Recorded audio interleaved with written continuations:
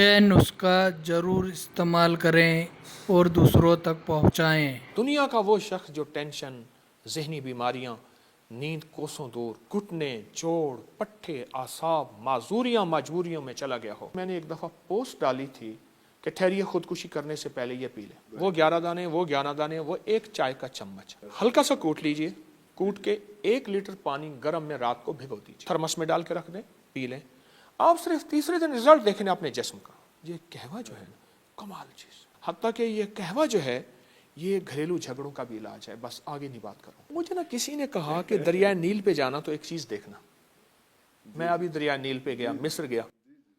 وہ واقعہ یہ ہے، کراچی کے ایک بہت بڑے اللہ والے تھے، وہ مصر جانے لگے آج سے کوئی 40 سال پہلے غالباً۔ تو انہیں کسی نے کہا کہ دریائے نیل کی فلاں جگہ جانا، فلاں کنارے پہ فلاں ایک گھر ہوگا، فلاں ایک بابا ہوگا، اس سے مل کے آ جانا۔ اس نے کہا کیوں؟ کہا بس جب جائے گا پھر پتہ چلے گا۔ خیر وہ وہاں ڈھونڈتے ڈھانٹتے گئے تو دریائے نیل کے کنارے ایک بابا بیٹھا تھا، بڑی عمر کا۔ تو ان کے پاس وہ ایک ساتھ قہوہ تھا، وہ پی رہا تھا، تھوڑے کے بعد تھوڑا بھرتا، وہ پی لیتا، پھر بھرتا، پھر پی لیتا۔ ان کے پاس گئے، انہوں نے کہا جی میں پاکستان سے آیا ہوں، کراچی سے آیا ہوں، اور کراچی سے مجھے کسی نے آپ کی کون سی ایسی چیز ہے؟ تو انہوں نے کہا کہ میری عمر 119 سال ہے، اور ایک بابے کو بلایا، او یا ولدی، او ولدی، او بیٹا، او پوترا۔ وہ آیا، انہوں نے کہا میرا پوترا 98 سال کا ہے۔ اچھا، ایک اور بچہ بچارا بھاگتا دوڑتا آیا، انہوں نے کہا میرا بیٹا 6 سال کا ہے۔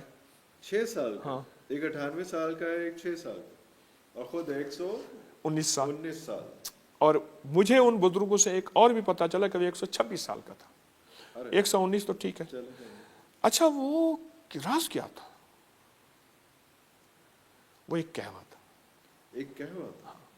میں دریائے نیل کے وہاں گیا ہوں، بابا تو نہیں مل سکا مجھے، بابا نہیں مل۔ آپ حیران ہوں گے، تقریباً 6500 کلومیٹر لمبا دریا ہے، اور حدیث میں آتا ہے یہ جنت کے دریاؤں میں سے ایک دریا ہے۔ 4 دریا ہیں جو جنت میں سے نکل رہے ہیں، اور نیل جنت میں، اور ان حضرات نے نیل کو ایسے سنبھالا ہوا ہے، 5 منزلہ جہاز میں نے خود چلتے دیکھے۔ اچھا، وہ ایک قہوہ ہے جو میں نے ایک دفعہ پوسٹ ڈالی تھی کہ ٹھہریے خودکشی کرنے سے پہلے یہ پی لیں، اور وہ دنیا کا وہ شخص جو ٹینشن، ذہنی بیماریاں، نیند کوسوں دور، اور زندگی بے چین اور زندگی پریشان، گھٹنے، جوڑ، پٹھے، اعصاب، معذوریاں، مجبوریوں میں چلا گیا ہو، اور وہ چاہتا ہے کہ وہ اسی طرح زندگی گزارے، وہ 119 سال والا بابا اور اس کا 98 سال والا بیٹا، ٹھیک ہے؟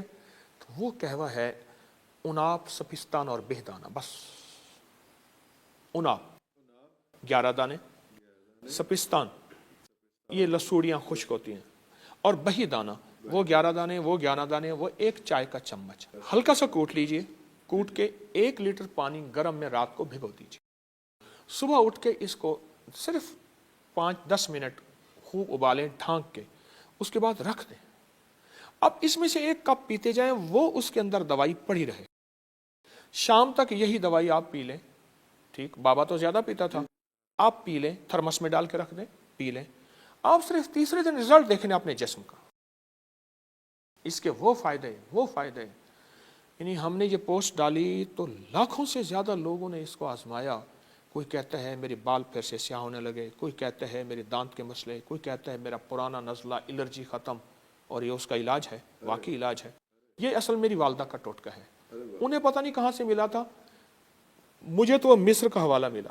کوئی بیماری ہے، دماغ کمزور، یادداشت پہ اثر ہے، وقت سے پہلے بڑھاپا ہے، اماں بچپن میں پلاتی تھی۔ میں آج سمجھتا ہوں اگر کچھ میرے اندر کچھ صحت کی کوئی، ابھی تک تو اس کی کریمے سے کوئی روگ نہیں لگا، اگر ہے تو وہ یہ بنیادوں میں چیزیں، فطری غذائیں، اور یہ قہوہ جو ہے نا، کمال چیز۔ بس پیتے جائیں اور اس کے رزلٹ دیکھ، حتیٰ کہ یہ قہوہ جو ہے یہ گھریلو جھگڑوں کا بھی علاج ہے۔ بس آگے نہیں بات کروں۔ اللہ نے کائنات کو 2 چیزوں سے جوڑا ہے، ایک محنت اور دعا۔ بالکل صحیح۔ محنت اور دعا۔ سرور کونین صلی اللہ تعالی علیہ وسلم نے دونوں چیزوں، ایک طرف غزوہ بدر میں 5 گھنٹے کی دعا ہے، اور ایک طرف محنت ہے کہ بچے تھے تو ان کو بھی شامل کیا، اور کسی کے پاس تلوار نہیں تھی تو کھجور کی چھڑی دے دی۔ ہمارا جو انگریز ہے اس نے دونوں چیزیں ساتھ لی ہیں. ہم اس کو سمجھتے ہیں شاید وہ محنت کرتا ہے. ہمارے سائنسدان، ہماری تاریخ، ہمارا نیٹ، پوری دنیا بتا رہا ہے کہ انگریز روحانیت کو کتنا مانتا ہے، کتنا اس پہ یقین رکھتا ہے، اور کتنا اس کے ذریعے سے اپنے مسائل کے حل کی کوشش کرتا ہے. پوری تاریخ بھری ہوئی ہے. ایک تو ہمارے مزاجوں میں محنت گئی، کوشش گئی. ٹھیک، جو قومیں دیر سے اٹھیں گی. میں چند ملکوں میں گیا ہوں. میں ایک ملک میں گیا تو ہم سفر کر رہے تھے دوسرے شہر میں جانے کے. ہم نے کہا کھانا وہیں کھا لیں گے. سارا شہر سویا ہوا تھا. مغرب کے بعد بند. پھر بسکٹ 2-4 اوپر نیچے کر کے کھا، پانی پی کے سو گئے. میری گزارش یہ ہے کہ روحانیت انہوں نے لی ہے، اور وہ اتنا لی ہے. ہمارے ایک ایٹمی سائنسدان ہے سلطان بشیر الدین محمود صاحب. انہوں نے انگریز کی روحانیت کو اتنا کھولا ہے کہ اس نے ہمیں مغالطوں میں ڈالا ہے، اور خود روحانیت کے ذریعے سے کہاں پہنچ گئے. یہ کہاں پتھر کے دور کی باتیں کر رہے ہیں، کہاں یہ کیا کر رہے ہیں. دنیا کہاں مریخ پہ، چاند پہ پہنچ گئی. انگریز نے ہمیں مغالطے میں ڈالا ہے اور خود روحانیت میں آگے نکل